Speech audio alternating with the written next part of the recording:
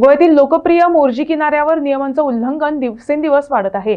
बेकायदेशीरपणे किनाऱ्यावर अतिरिक्त पलंग लावणे आणि फेरीवाल्यांचे वावरणे सर्रास दिसून येत आहे।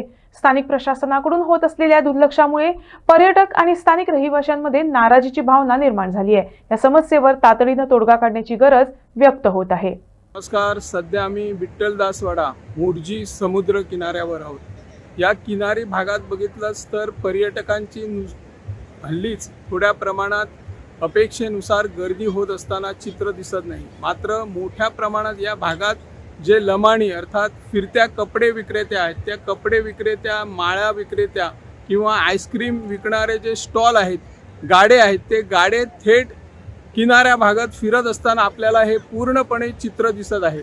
आणि यावर पर्यटन खात्याचं कुठं लक्ष आहे हे मात्र दिसून येत आहे।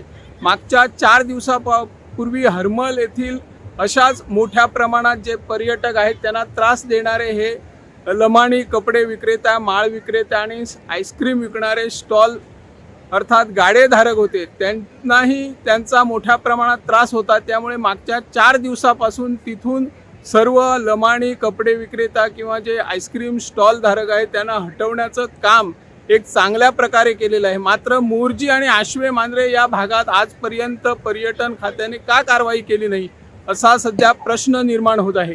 कालच आपले पर्यटन मंत्री रोहन खवटे हरमल येथील जे रापणकरांचे फेस्ट आणि फूड फेस्टिवल होतं त्या ठिकाणी ते आले होते आणि त्यांनी सांगितलं होतं पर्यटनाला वाव देण्यासाठी अशा महोत्सवाची गरज आहे। त्याचबरोबर पत्रकारांनी त्यांना प्रश्न केला होता, पर्यटकांना तुम्ही बोलवतात मात्र त्यांना चेंजिंग रूम, पार्किंग, शौचालय अशा ज्या असुविधा या ठिकाणी आहेत त्या सुविधा कधी पुरवणार असा प्रश्न केला होता। त्यावेळी त्यांनी उत्तर देताना सांगितलं होतं की पुढच्या पर्यटन हंगामापूर्वी ह्या सगळ्या सोयी सुविधा उपलब्ध करणार। मात्र मोर्जी किनारी भागात जे तेमवाड्या या ठिकाणी आहे तिथं चेंजिंग रूम, पार्किंग सोय करणार असल्याचं आश्वासन पर्यटन मंत्री रोहन खवटे यांनी दिलेलं आहे।